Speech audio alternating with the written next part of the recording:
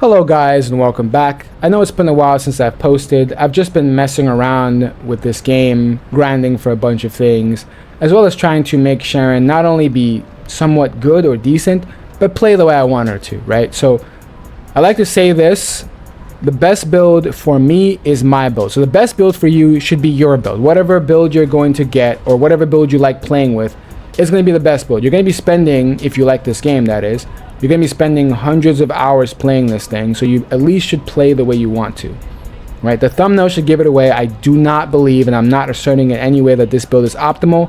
I just have the most fun playing this build. So let's just get right into it immediately. I don't want to waste any more time.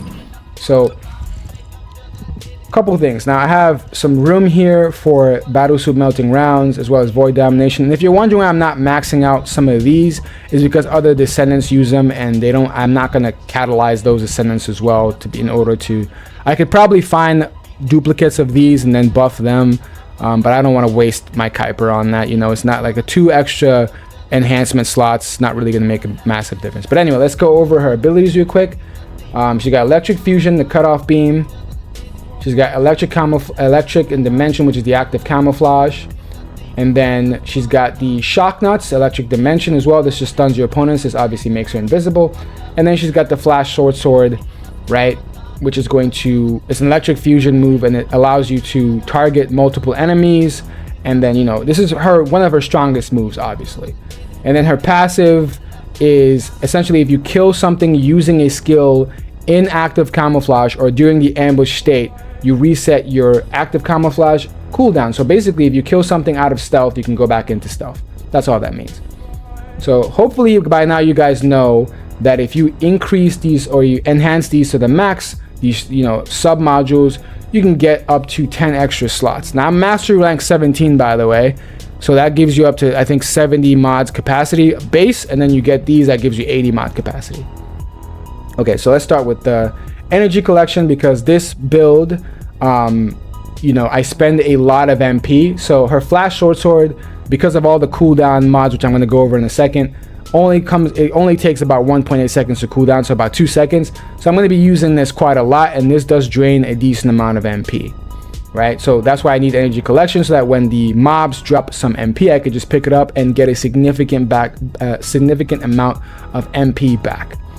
Skill concentration for skill critical hit damage, almost 70%, pretty much 70%. Nimble Fingers, this build is focused on cooldown. I don't want to wait to use her abilities. It's more of an ability focused build, even though I've noticed that when you go for cooldowns, you don't get as much damage, but I tried to get as much as I could with this one, right? Again, this isn't optimal, guys. Focus on fusion and focus on electric. Again, the 2 damaging moves that she has are both electric and fusion. So I figured I'd get these 2. Now there's better options. You can go for Electric Master. You can go for Fusion Specialist, Electric Specialist. Okay, but I picked these 2 because, again, this is focused on cooldown. And they give you a base of negative 6.1% cooldown. Both of these do. And a nice damage buff too, right? MP conversion, again, cooldown is what I'm going for. Negative 15% max MP is a little bit of a bummer, but I'd take it any day of the week for the negative 36.5% cooldown. And I promise you, when I do a Blair build, I'm going to be focusing on his cooldowns as well, because I think Blair, instead of his ultimate being like 1 minute or something like Sharen's, or maybe 30 or 40 seconds like VS's, I'm not sure exactly how long VS's is, her ultimate that is, his is like 2 minutes. And same thing for Freyna. So the cooldown stuff is what you're going to see with a lot of these builds from me, because I like using the abilities in this game. So MP conversion, and then skill insight, which increases her critical rate by almost 100%, right? So 97.8. I'm sure if I basically buff this or enhance this one more time, it will go over 100%. Just to show you guys what her base crit rate is, I'm going to select this setting where there's no mod, so we can look at what her base crit rate is. And you can see it's 20%, right? 20% critical hit rate, skill critical hit rate. But with this mod setup, with this skill insight, it goes up to almost 40%, right? That's just a little side note there. All right. So then the last couple mods, I think if you're playing hard mode in this game, you need increased defense and increased HP.